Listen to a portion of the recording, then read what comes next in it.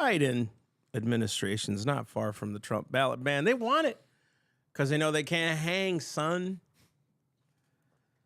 Jail time if you have a gas-powered lawnmower or landscape. So stupid out there. And Trump, was it just what they did in Colorado? We're going to blow that out of the water, too. Guys, find out more today on Self-Evident Podcast.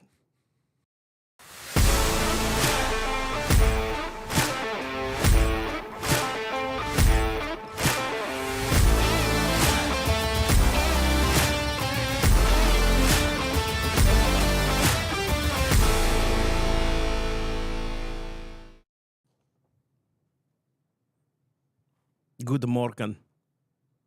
Good Nacht. Good night. Good night, yeah. Good night. I saw the German I really know. Oh, no, Polizei. Yeah, I know all the words that Mexicans should know in German. Police, good night. Welcome to Mexicans have a lot to do in Germany these days. Welcome to Self-Evident Podcast. I mean, our polka did come from there. Our Mexican style of music. You're right. It's not far off. I used to play that stuff actually growing up as a kid.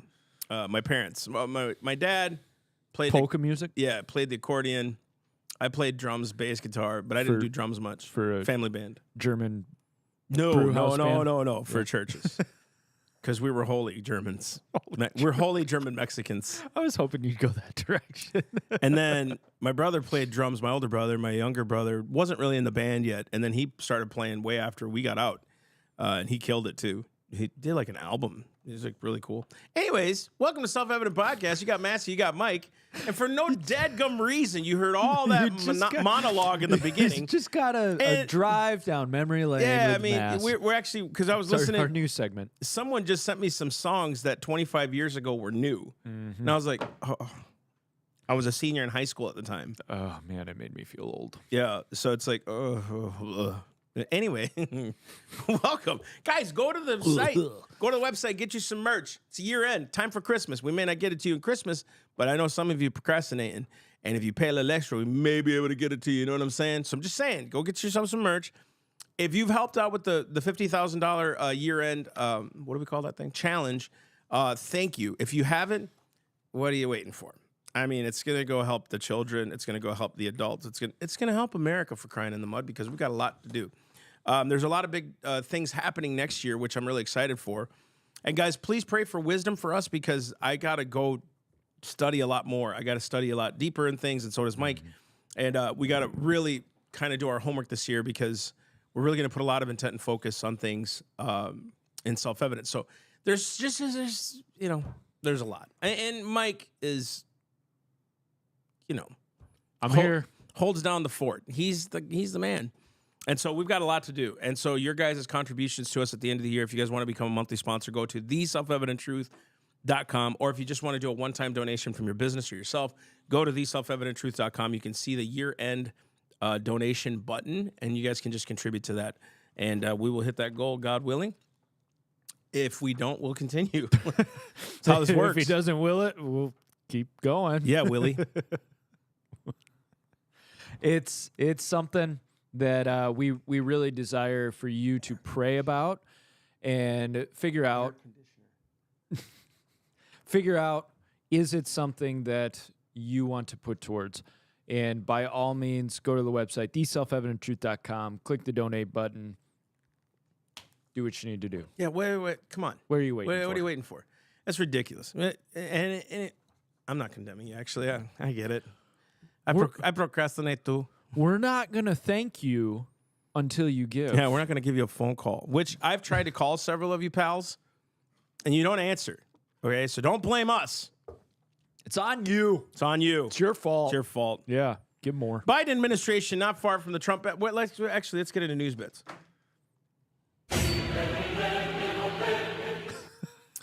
Biden administration not far from the Trump ballot ban, because he can't hang in the debates. Guys, we're not Trump apologists here. You guys know that. If you've watched our show for any length of time, we're not like pro-Trump here. We call out Trump just as much as anyone else does. But what's happening to the dude right now is ridiculous. Democrats, you make it so darn hard not to defend the guy. Yeah, and it's almost like that's what they want. They want to pin us against each other because of truth, right? So Biden administration not far from the Trump ballot ban because their dirty, smudged fingerprints couldn't possibly be all over the Colorado ballot ban, right? The case was brought by Citizens for Responsibility and Ethics in Washington, totally ethically and completely nonpartisan responsible citizens. Totally ethical, responsible, nonpartisan citizens, nonprofit. But just because we're all conspiracy theorists at this point, if you question anything of the government or science, the president and CEO, let's just look at the connections quick. Let's just pull the thread. Yeah, just follow the cash flow, folks. Follow the money. Put on your tinfoil hat for a second and just see where it goes. Donate first, then put on your tinfoil hat. So the president and CEO, Noah Bookbinder, just happens to sit on Biden's Department of Homeland Security and Advisory Council. You can't even make it up. It's that good, you can't make it up. Just select somewhere. Throw a pin at the chart, and I think you'll find the connection. You'll find something. So Bookbinder is a Daily Caller actually reported this. Bookbinder is a former trial attorney for the Department of Justice and public integrity section and former chief counsel for criminal justice for the Senate Judiciary Committee. He repeatedly donated to former President Barack Obama's re-election campaign during his tenure with the Senate. Federal Elections Commission records show. The DHS appointed Bookbinder and 32 other new members to HSIC in March 2022. Ahead of the council's first meeting with Secretary Mayorkas, Anyways, listen. What's unique is, and Mike did this really beautifully, we're going to get into the Colorado thing in a second. But the one thing we want you guys to realize is we don't just want you to say, that's wrong for that's wrong's sake. Now they're pulling out the Constitution. Mind you, Colorado's pulling out the Constitution while destroying the federal Constitution at the same time with many of their laws. They're using it as the argument while destroying it, which, go for it. I want to keep going because I've got that California quote I want to make sure I have. So keep rolling. In the pursuit of Colorado saying that Trump broke the 14th Amendment, he's going to get off the ballot. What kind of gun laws does Colorado have that break and malign the Second Amendment? Do they have TSA agents all over the place and cameras all over the place in their city and states? What happened to the Fourth Amendment? Is Colorado banning any kind of free speech, holding things back from parents? Yeah, they do. First Amendment. I know some of you are going to say, well, name one thing. Fine. I'll go do the homework and I'll get it back to you here, the next one. In the pursuit of trying to be right constitutionally, you still break the law. You know what that reminds me of? Romans 4 and 5. When the Pharisees, it was actually in Romans, Paul wrote, he said, in the pursuit of keeping the law, you break the law. You say thou shalt not murder, but yet you kill in your heart. You say thou shalt not steal, but yet you slander. All these other things. He's like, and the name of God is blasphemed among the Gentiles through you. Mm-hmm. So it's you guys that are blaspheming the name of the Lord, he was saying, right? Take it to government. It's you guys that are putting distrust in the government. So you'll quote the Constitution when it's convenient and it fits you, when it fits your narrative. But when it doesn't, you omit the Constitution completely and you find bullied ways around it to try to get your agenda to cross. How much welfare do you think Colorado gives to its citizens? I don't see that in the Constitution. Right. You know what I mean? Yeah, it's funny excessive taxation. Just crazy stuff like that. Yeah. And all of a sudden now we care about the Constitution. Now we do. Now the Constitution. And these we'll get into it, right? Because you and I got a lot to say about this thing. What? Protection for the states, and yet they let borders go open. Yes. And then tear down the border protections that the states try to uphold. Yeah, but let's care about the Constitution now because it's Trump. Yeah. It's all about the Constitution. Come on, guys. All right, jail time for gas-powered landscaping equipment. I really want this wheel. Bro. Dude, that'd be awesome. Spin the wheel, see what happens. We actually should create like an AI-generated thing. Wheel. We should actually have a sound effect. Yeah, see if you guys can find that sound effect, and we'll start using it more. Now. The Jeopardy wheel. like now. Yeah. It's not a Jeopardy wheel. It's Although Wheel of Fortune. oh, is it Wheel for? Yeah, you're right. I didn't watch TV. I was holy. Get your stuff right. I did. I watched Wheel of Fortune. My mom would watch novelas, soap operas. Yeah, soap operas. all in the what was it? General Hospital, Days of Our Lives. I used to watch that. All stuff. the good stuff. Yeah, it was like, no, Mark, don't do that to me. Don't leave. I must, Martha. I have to leave for your good. I remember all that crap. Such cheesy crap. I watched it. I would be homesick from school, and I would get frustrated because after about 9 o'clock, TV started sucking bad because you had all the like daytime talk shows and you had soap operas, and that's pretty much what you had. Remember Fridays? Like you remember the 90s? It was a TGIF. Yeah, I think that's Friday. So it had like Family Matters. You had Step by Step. All those cool shows, man. Was Full House in that? I think rotation so. At one point? Yeah. And then Saturday, so it was Friday night and then Saturday morning cartoons. Guys, you can't forget that kind of childhood. Oh man, you guys don't have a childhood, and if you because know you don't have TV. That's right. You have streaming. You can pick whatever you want. Yeah, that's stupid. We had to wait for every episode. We had the excitement and energy of waiting for Friday night. Like TGIF produced patience in us. That's the Lord. And I dare say, if you remember that, comment down below. Because we want to know from you if you remember those days. Those were awesome, dude. And remember those days when you could use your leaf blower without worrying about going to jail? Those days are over in America. That's right, folks. In Washington State, a Democrat, as though I have to say the party, Amy Whalen, has pre-filed HB 1868, a beautifully crafted piece of legislation that would make it punishable to use gas-powered lawn equipment. It's up to a year in jail or $10,000 fine. Yep. The bill even says that the evil, horrible weed whacker you use is causing asthma and climate change. Because that's not against the Constitution. No. We can limit the product liberty and use justice on your for lawn. all. Right. We, the people of the United States, in order to form our perfect union, right? Like we developed this Constitution. I sucked at the preamble right there. Please don't quote this one, okay? He doesn't know the you preamble. guys know. It's usually in my head. When you read the preamble of the Constitution, it actually says in there, right, that we should use this Constitution to make sure that people don't use certain tools and equipment. Exactly. It's right after to form a more perfect union shall prohibit the use of lawn care equipment. Right, because the Constitution was written to take away our rights. Yeah, not to be free. They do not want you mowing your lawn with a gas-powered mower. That's what the founders were thinking. Yeah. Just like they didn't want you to have assault rifles in your hands, they don't want you having that weed whacker going brrrr. And all the nasty emissions. Yes, horrible asthma-causing. Okay, emission.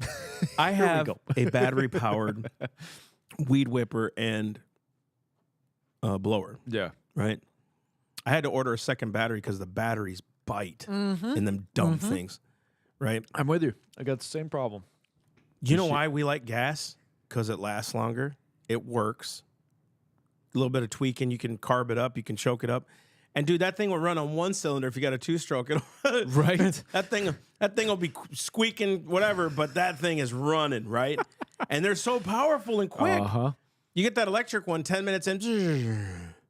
Who wants to use that? And the reason I bought it is because it was on sale. It was cheap. And the beautiful part is those batteries are what, $70, $80? Like I just had to buy replacement batteries for mine because my kid left one of the batteries out in the rain.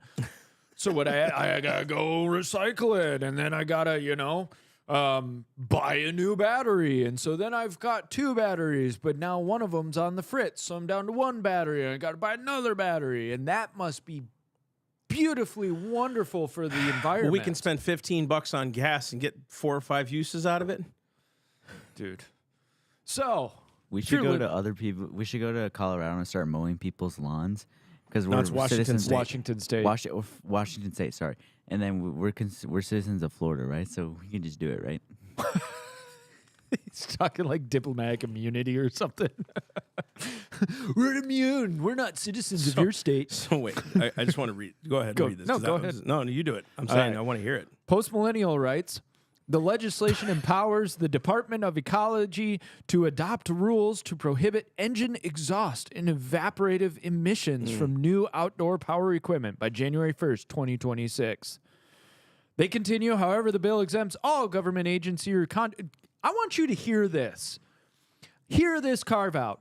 However, the bill exempts all government agencies or contractors working for the government from being subject to the ban in an emergency and also when there is no suitable zero emissions outdoor power equipment technology available. Bruh. Oh, if there's an emergency, our grass is getting long. This is an emergency.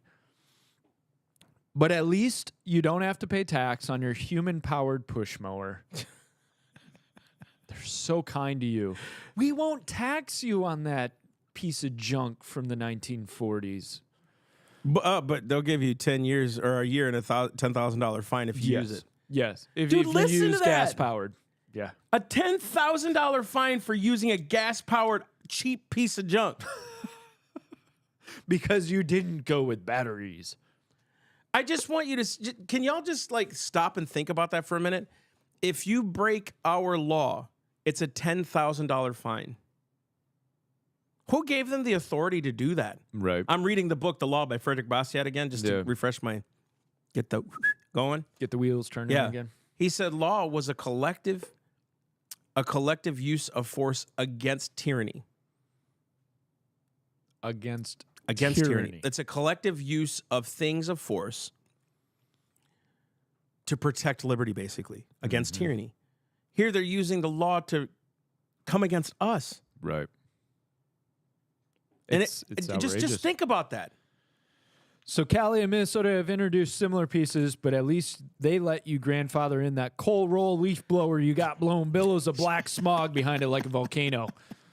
I love that image. You know what they should do is just put a Cummins turbo diesel in a Please riding do. lawnmower. Just They coal roll their neighbors.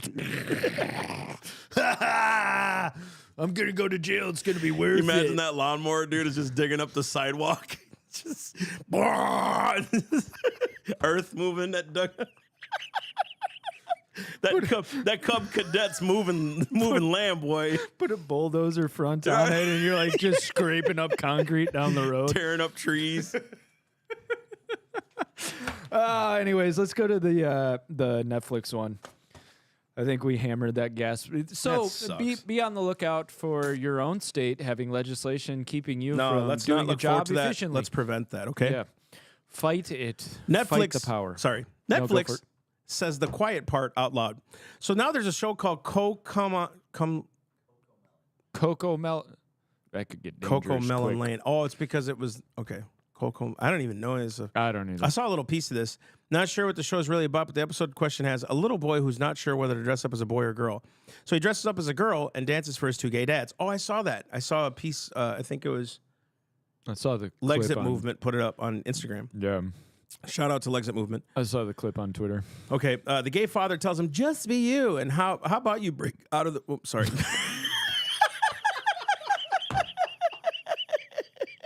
Sorry about that. Everybody who's audio only went, what was that? That's a burp, folks. How about you?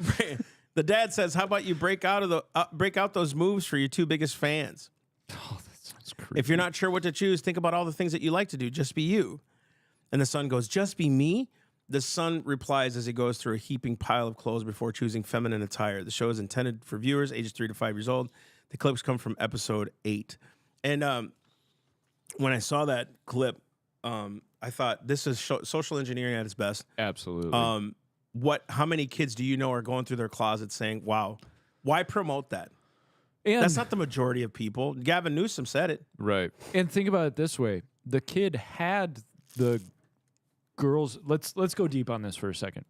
The kid's going through his pile of clothes. He's got girl clothes in his pile of clothes, which means his two dads purchased those for him and provided them to where he has that choice. And then The whole concept of, do you notice the social engineering on every level for this? 100%. It's geared towards 3 to 5 year olds. So you're now telling this 3-year-old, 4-year-old several different things. You're telling them, just do whatever you want. You're telling them, hey, 2 gay dads is promoted. It's encouraged. And then you're telling them, wear clothes from the other gender, because then that's who you'll actually be. Right. Right? Right. Because what if, let's say, kid had 2 gay dads? Couldn't the show have just as easily said, just be you, and the kid wears boy clothes? I wonder, yeah. And why couldn't they just show, too, like, if you have 2 gay dads, and this is so weird, I'm even talking about this right now. There's an evangelist guy who's a young kid, had two moms, born out of artificial insemination, became a Christian. And he's out preaching. Amen. Right? And it's like, what about those stories? Right. Because those don't exist, right? Those are just anomalies because he doesn't know what he really is. Exceptions. Exceptions to the rule. But to me, this is why Mike is working so hard on his ministry, Forge, because this is the effeminization of America. The way to destroy America is to feminize its men. So if you effeminize the boys and empower the women to take up positions of leadership, it's not the women part that bothers me, it's effeminizing the men. Right. The men aren't being the men anymore. And when women have to assume that role, I think you've talked about this a little bit, it puts them in a twofold conundrum because women weren't meant to take up those roles. They weren't supposed to. Some can. There's again, those are exceptions to the rule. Those aren't the norm. Those aren't societal norms. And Isaiah actually talked about it. And I know we're going to get slapped for this, and I don't care. Whatever. That you shall be ruled by your children, and women shall rule over you as well. And it's like, okay, why was that a warning?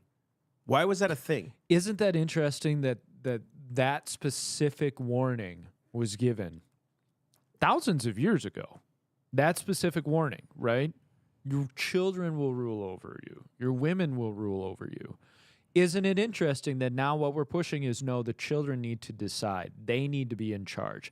And Child Protective Services will back them up in that. The government will back them up in that. That's dangerous territory. You know what happens is, like you're saying,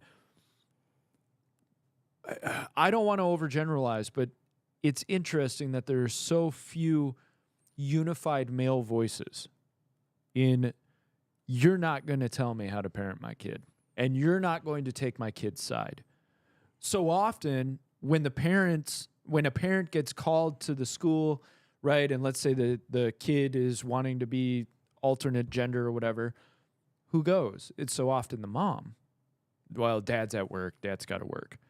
You just proved to your entire family and the school system and the government you don't actually care about your family. Totally. Because what you're telling yourself is a compromise of, well, I have to work, I can't make it. That type of situation, you're not investing in your family, you're investing in your work. And you're telling yourself, well, I'm providing for my family, I can't leave work. Man, if somebody was trying to infest themselves into my family, I'll quit my job before I let that happen. You're not going to let me go? Peace. Yep. I'll find another job. Yeah. And I think, too, let's just go back to the 2 gay dudes, right? I want you to hear me, listener. You can love them with the truth because we should love them because they should be respected. They're alive. God, they're created in the image of God. They're just disobeying God. But you are doing them a disservice to let them continue in their effeminacy. Yes. Because what you're doing is going against the design of what God created. Do you ever notice that people, when they turn out gay, for the most part, they become more and more like a female? Mm-hmm. Isn't that interesting? But the female says, you shouldn't label us and we're women and we're all different forms and sizes.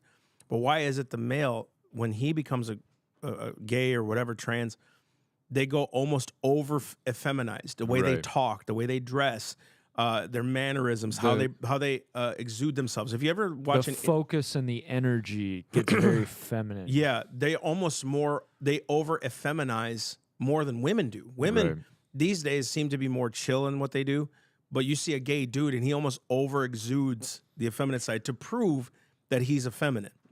And then for and I understand these are generalizations, right? There's always exceptions, but let's say 80-20 rule, right? Yeah. For women, the more lesbian they tend to become. We The have more, all of those tropes for a reason, right? Dude, do I go need there. to go in? Okay. Go there.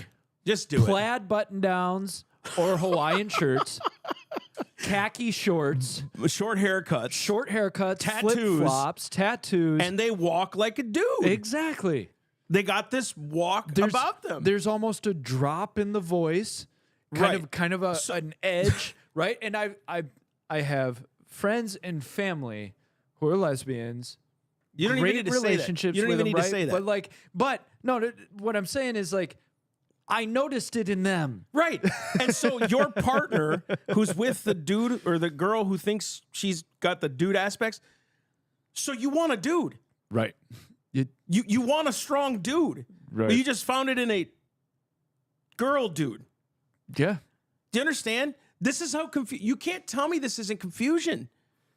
So this girl who attributes like a dude, the partner wants a dude. They want someone strong. The gay people, when the second one acts more effeminate, you want a chick. I mean, dude, you see what I'm saying? You actually want a girl. But because you're stuck in perversion, because you're stuck and the God of this world has blinded your eyes, now you're saying, no, I found it in this person. She is the best dude for me. I mean, do you see the confusion in this? Yeah. This is why, and again, I'm not browbeating Romans 1. I'm saying he says that because of the lack of judgment, the reprobate mind, he gave them over. Fine. That's what you want. You want to choose that, man. It's your choice. And it's scary, too, because you're going against the design of what God intentionally created for that man, for that woman. I bet you if they walk in the Holy Spirit, they'd be great wives, great husbands, strong in the faith, raising up their sons and daughters in truth. And this whole thing about I'm raising them to have compassion, no. You're raising them to be effeminate and tolerable, too. You're not raising them to have compassion. Real compassion sees someone in their dirt and pulls them out of the dirt. That's compassion. Without compromising That's what I'm saying. Self-integrity. Your type of compassion says leave them in the dirt, Yeah. in the quicksand. Hopefully they find it one day.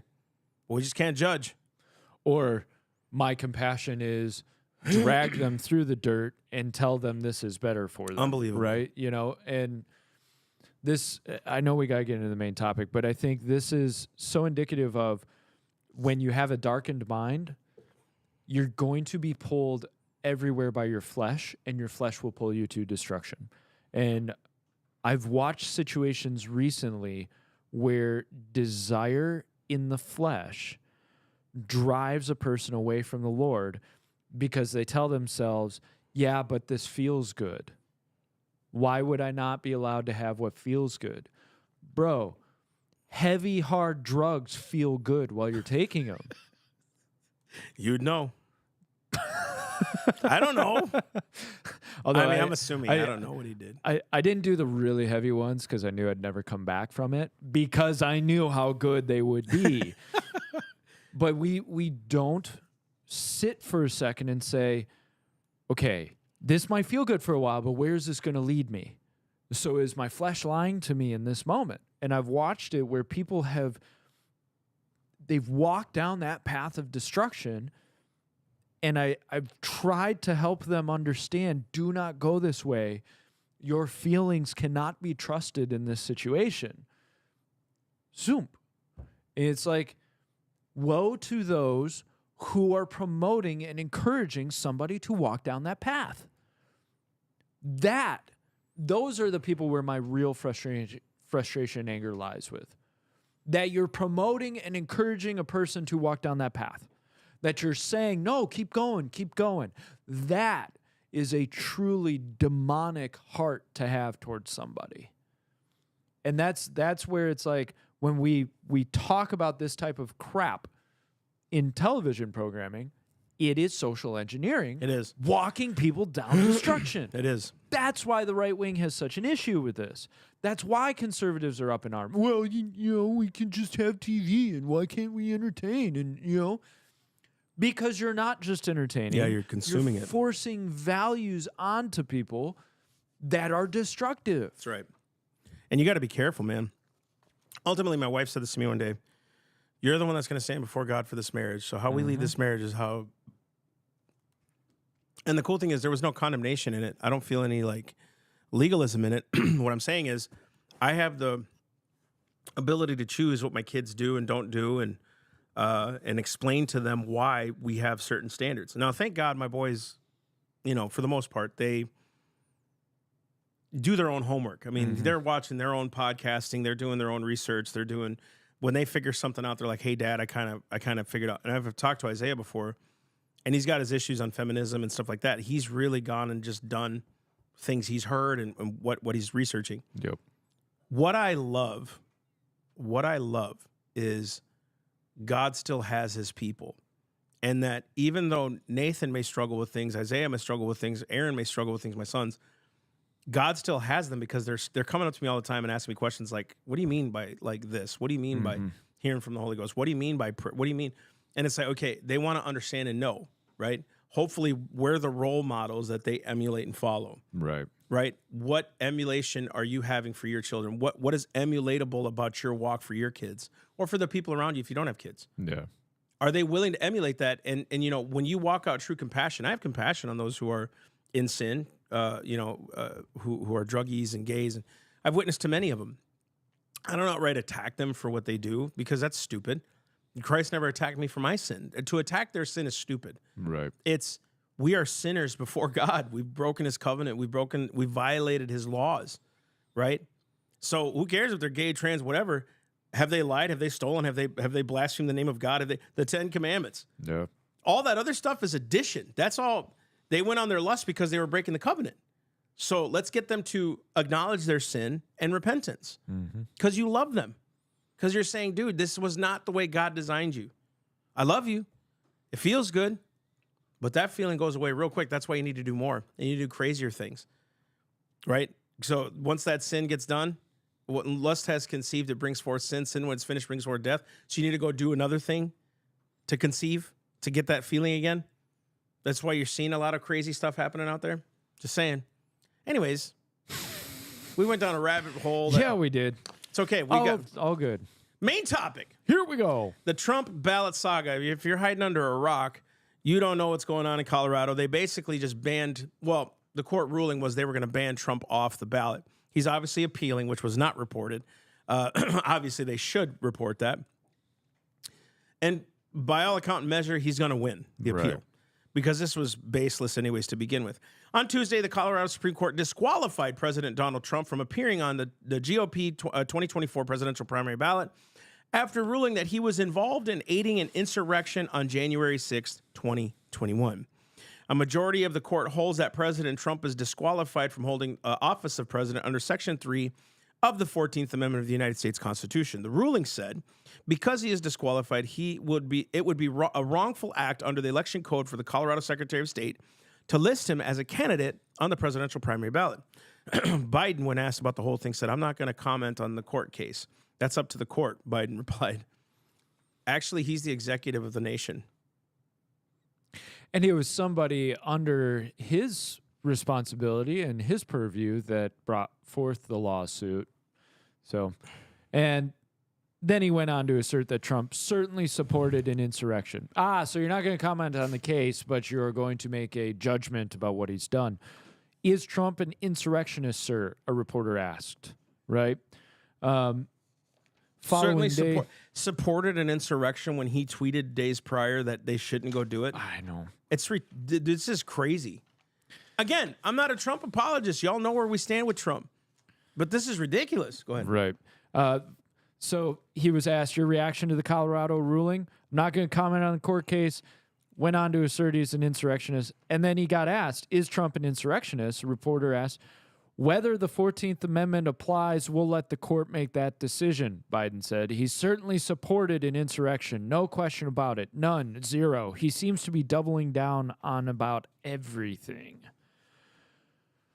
So you're not going to comment on the court case, but you're going to comment on the court case. Right.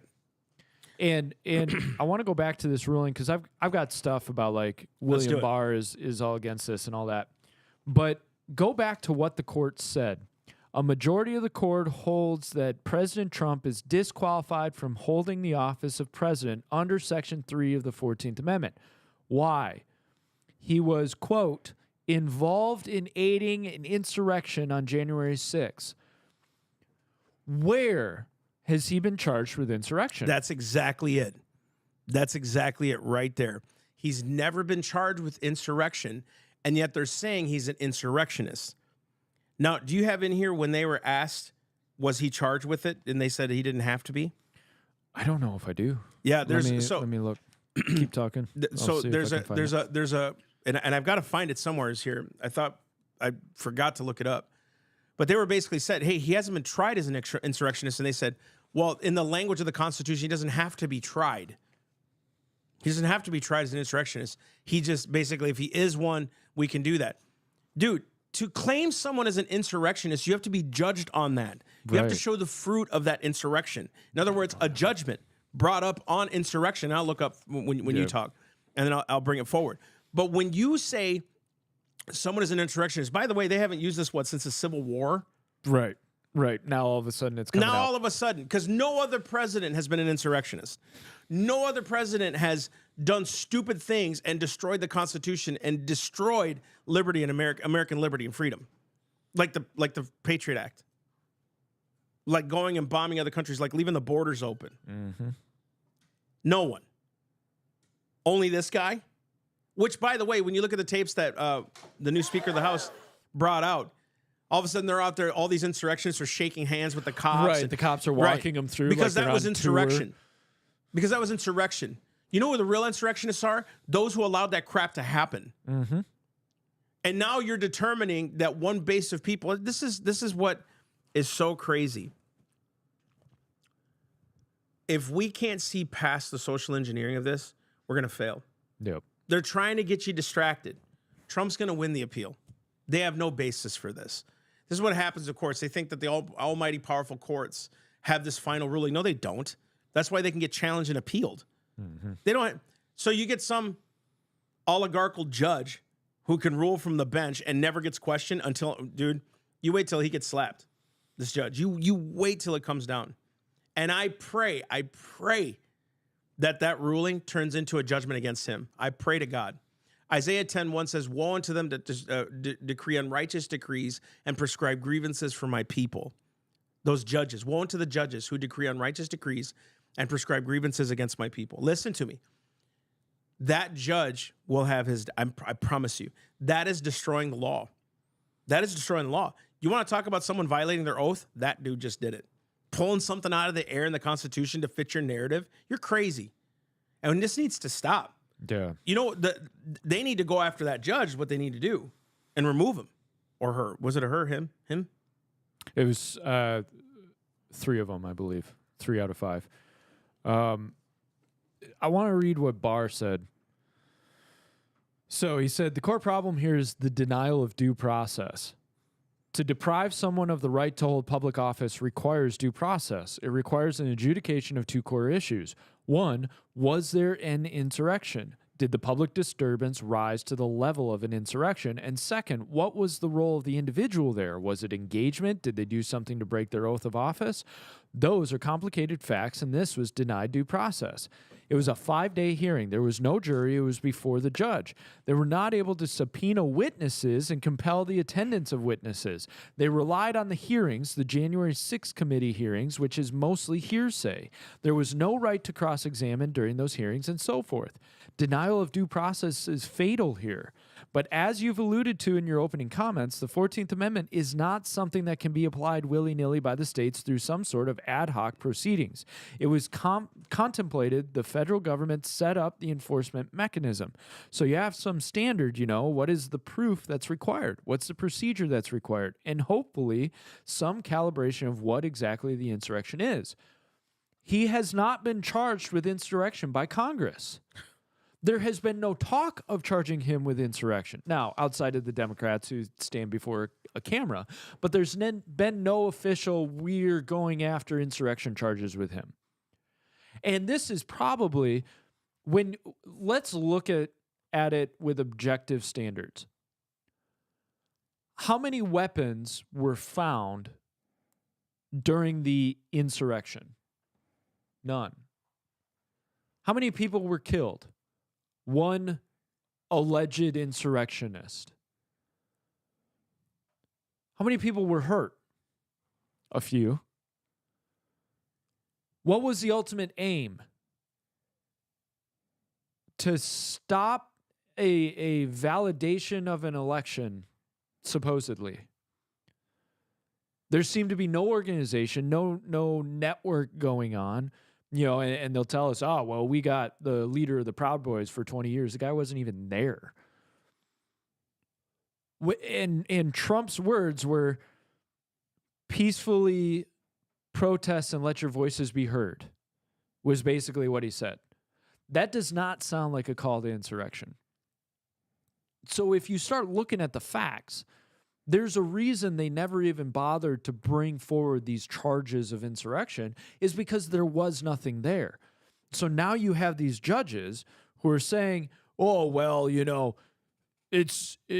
not charged with it, but we think he did it. So you're judge, jury, and executioner now. You can determine for an entire state without a court case whether somebody is guilty of a crime, even though they haven't even been charged with it. And I agree, Mass, with you that the Supreme Court's going to come around, the federal Supreme Court, they'll come around and they'll say, you can't do this. The issue in all of this is it's a mixture of, it's a federal election, but it's a state's representation in the federal election. And states previously have been allowed to kind of determine their process in a federal election. So the only thing I can see that might be a hindrance in all of the legal mumbo jumbo is whether or not Colorado can define who is on the ballot or not in protection of their rights in an election process. Because states can choose, they can choose certain things about their election process. They can choose certain things about like electoral college and all of that, right? So some states are, if you win the popular vote, you get all the electoral college votes. Other states are, if you win a certain number of popular vote, you get a certain number of electoral college votes, right? Like kind of split situation. So the only thing I could see is the Supreme Court debating with themselves, does the federal government have a right to tell the states who is going to be on the ballots for the federal election? Now, I'm not saying that they won't still kick it out, because this is an obvious trying to overturn democracy. And yeah, loaded word, right? Right. And this is something that it's so frustrating. There's plenty of Democrats who have come out and said, whoa, you're jumping the shark here, bro. This is too far. Well, it's crossing lines. Forgive me, I wasn't on with you. I was trying to find that piece and I can't find it. Do you see that? Do you see that graphic, son, on the 14th Amendment? Can you click on that? It's like a yellow kind of tan. Is it up? If you read it, and I want to read it with you, no person shall hold any office, civil or military, under the United States, who having previously undertaken an oath as an officer of the United States to support the Constitution of the United States, shall have engaged in insurrection or rebellion against the same, or given aid or comfort to the enemies thereof. How many times have we given aid and comfort To our enemies. to our enemies? Open borders. We just talked about this earlier. President Trump maybe knew about it. Sure. I mean, that's. I'm sure he does. I mean, they got intel like none other, right? I mean, they're reading people's profiles. Guys, you know how many times, how much of our stuff has been banned since YouTube's been watching all of our stuff? Oh my gosh, yeah. Shows have been banned. Yeah. We didn't get posted last week on Facebook because of our title, and they didn't want to do it. They know what you're doing, right? So obviously he had a knowledge of it. So then he tweets a couple days, I think it was like a day prior, a couple days prior, don't do anything stupid, basically. Don't, let's be peaceful about this. But even in that, how long did they try to get him on the Russia collusion stuff? 4 years? 4 years? The whole time he was Yeah, 4 years. president. Yeah. And you notice they quit prosecuting him after he was done being president? If that was such an issue, you should have pressed that issue. Right. And thrown him in jail. He should be in prison right now. Should. If that was truly an issue. He should. Hunter Biden, nothing. Crickets. his family, right? Yeah. But they went after Eric Trump. They went after Trump Jr. They went after his Jared daughter. and They went after all of them, right? Melania, even, for God's sakes, she wasn't even off limits. They went after her for some stupid things. This dude, though, literally can't stay awake in a press conference. I'm talking about mentally awake in a press conference. And somehow this guy is the savior of the world. You have to know what you're looking at. With Colorado doing this, all they did, there was an article done, I think it was done by one of Trump's advisors. I just want to read it. This is so good. Let's see. In a statement, Trump's campaign celebrated the ruling, ignoring the judge's findings that the former president of the United States engaged in insurrection. Listen, we applaud today's ruling in Colorado, which is another nail in the coffin for the un-American ballot changes, said Stephen Chang, a Trump campaign spokesperson. The American voter has a constitutional right to vote for their candidate of their choosing, with President Donald J. Trump leading the by massive numbers. They applauded it. They're like, you know what, dude? Thank you. You're giving us exposure. You just gave us more fuel for our fire. Thank you. Right? All you're doing is creating the division. Yep. That's all you're doing, right? And we know what they want to do. They don't want it. They don't want an election this year. No. They don't want one. No. They're going to try to do everything against something. Listen, I'm not predicting. I'm not a prophet. This isn't prophecy. No. This is But this is going to go one of two ways. There's not going to be a debate, and they're going to go right to an election, or B, something's going to happen to stall the election. We got to just postpone the election for a little while. Much like Zelensky did. Yeah. Wait, and nobody in America batted an eye, and that got defended. Well, he's got to do what he's got to do. Man, crisis is always an opportunity. I do want to read this. California, of course, is now trying to get Trump off the ballot because Colorado has done what they want to do. And there's a politician that's putting it forward, Lieutenant Governor Eleni Cocomelon. Yeah, you're welcome. Now, she's getting made fun of for something she said in this statement, but I think people are missing the more important part of what she said. She declared that the Constitution is clear regarding the qualifications for president. A candidate must not be an insurrectionist, and they must be 40 years old. Now, everybody's making fun of her for the 40-year-old thing. It's 35.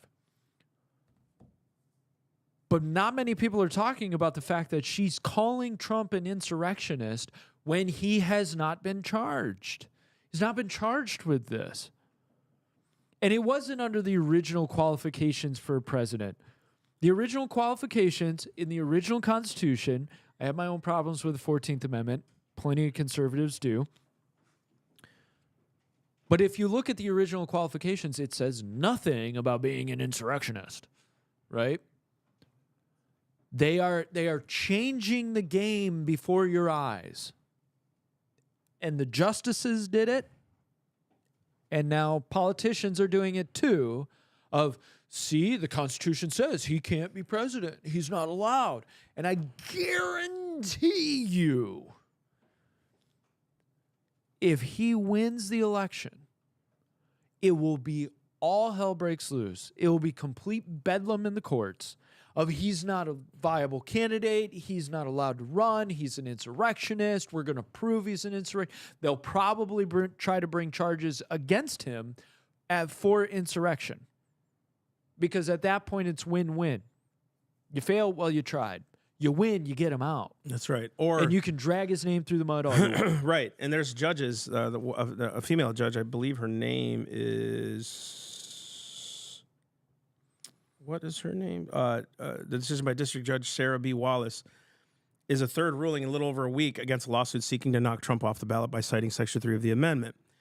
Minnesota Supreme Court said last week Trump could remain on the primary ballot because political parties have sole choice over who appears, while Michigan judge ruled that Congress is the proper forum for deciding whether Section 3 applies to Trump. So in other words, it's a congressional thing. It's not a courts thing. Which I would argue as well. So she said, this Sarah lady, this judge, said, I do believe he engaged in insurrection just because of the stuff I saw. However, if you look at the interpretation of the 14th Amendment in that clause, it actually only refers to U.S. Senate and representatives.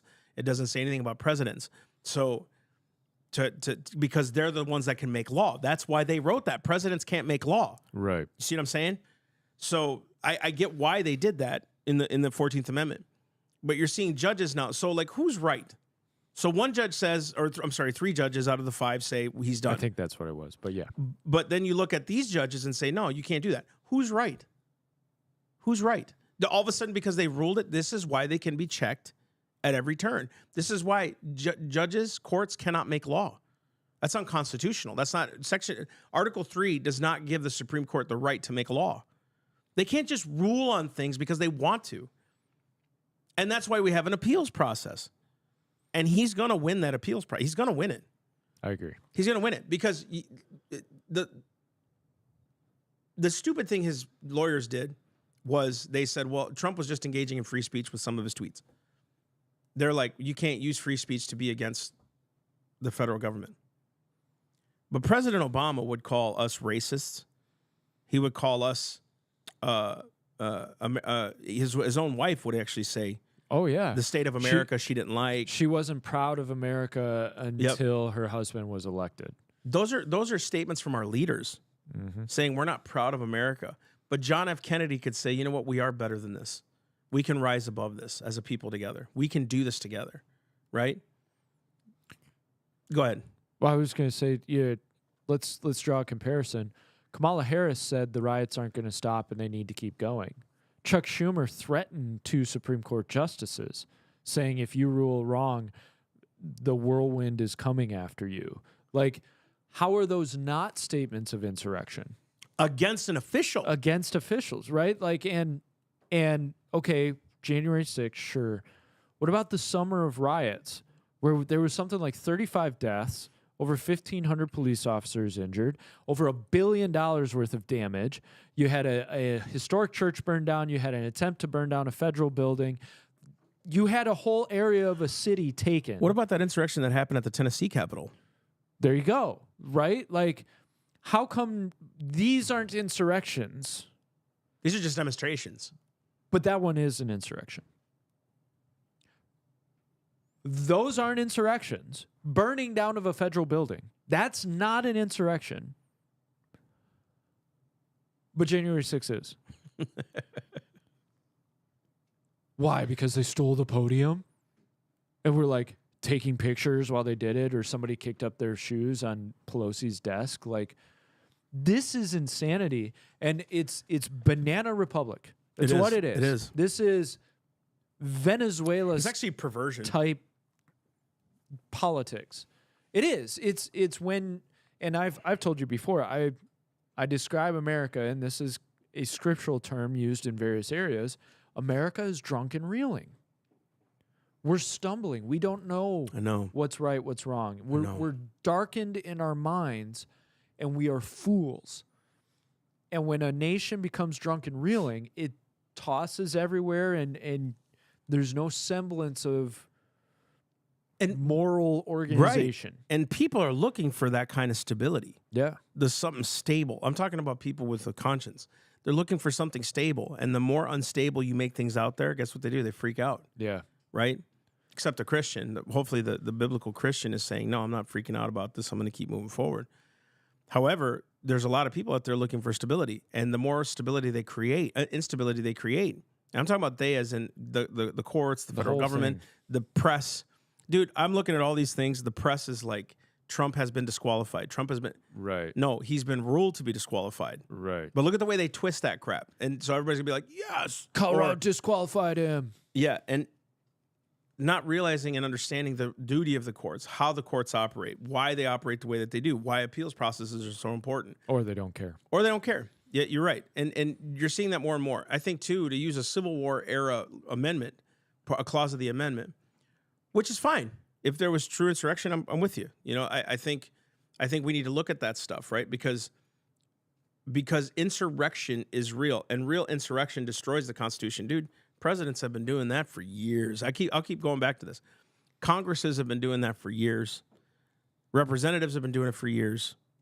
Our school systems definitely have been doing it for years, destroying the ideal of America and its foundations. The media has been doing it, God, years. Since the beginning. Since the beginning. I mean, when I talk about someone who destroyed, and he's actually one of my favorite characters, and you guys know this, John Adams, writing that Sedition Act. Yeah. That destroyed the First Amendment. And Jefferson's like, what are you doing? We literally fought a revolution about this. What are you doing? And of course, in his mind, he got emotional. He's like, yeah, I just need to prevent the... No, we can't do that. You look at presidents past, and you say there were some good ones, there were some not so good ones. Definitely not some good ones. And a lot of it, their decisions that went against the Constitution were emotional decisions. Yeah. You know? And I'm with you. I think something you said is a really important concept. The more instability and chaos is caused, it's actually a psychological, like a social engineering concept. It is. Create a massive amount of chaos and instability. Hysteria. And people will submit because all they want is stability. Right. They're looking for that stability, that organizational structure. Government will do it. Exactly. And that they're looking for somebody to say, I'm in charge, I'll take care of it. And people will submit full on because they're more concerned about the instability and the chaos. One of the reasons, outside of the spiritual elements, but one of the reasons the Christian is such a thorn in the side of government, of those acting characters, is we can thrive in chaos and instability because we're relying on Christ. So we don't look to the government or those leaders that are telling us, just submit to me and I'll take care of you. We go, no, it's fine. I got Jesus. God will take care of me. That's a thorn in their side because we recognize what's going on. We're like, all the COVID hysteria, right? Yep. All the COVID hysteria of, well, you have to just stay in your homes and you have to be afraid of what's going on, but we'll take care of you. Spirit-filled, God-following Christians didn't give in to fear on this whole thing because they said, well, I'm the Lord's. So even if I die from this, to die is gain. Yeah, to live as Christ. Right? But we have to live as Christ. But we actually have to live as Christ because then you will not fear that death. I think the more you invest into the world system, the more fear you have of death, even if you claim Christian. And I think we saw a large group of Christians who were deeply afraid of COVID. And I'm not trying to cast labels here, but the fruit is showing is if that controlled everything in you and you were afraid of that beyond belief, who are you actually putting your faith and reliance in? The Lord? Totally. Or in the experts in the government and the leaders, right? And so as a actual moment of hope, the more instability and chaos, you can actually thrive when you walk with Christ. Truth. And I don't have to say much more than that. Like when you put your faith and reliance in Christ, it does not matter what's going around you. Truth. You've got him. I'm 100%. not saying you won't have sorrow. I'm not saying you won't have suffering. I'm not saying you won't have pain. What I'm saying is the hope and faith resides within you that nobody can remove. Amen. And that's how you get those people who are in Iranian prisons hugging their captors and loving on the people who are torturing them. That's carrying Christ. Mm-hmm. That's beyond the instability Amen. and chaos. So, all right. Well, if you made it this far with us, we want to wish you a very Merry Christmas. Merry Christmas. Merry Christmas. We're actually going to be together Christmas afternoon. We're going to the... Oh, you're going to be there? Yeah. Oh, cool. What, you didn't think I got invited? No, I didn't get told, so I don't know. We should do a I don't live. get We should told do a anything. live. Yeah, let's do Monday it. afternoon. Let's do it. You and I just at the house there. Game on. Yep. I like it. Cool. So we're going to do a live Monday afternoon on Christmas to say Merry Christmas to y'all. If you miss it, though, guys, have a beautiful, awesome, amazing Christmas. We're so grateful for everything that you've done for us, all the encouragement. Uh-huh. We love you all. Uh-huh. We are deeply praying Uh-huh. for Uh-huh. next year Uh-huh. because it'll be amazing. Uh-huh. Right? Mm-hmm. Uh-huh. All right. So you have a great weekend. Have an amazing Merry Bye. Christmas. We love you guys. Bye. Lots of presents. Don't be covetous.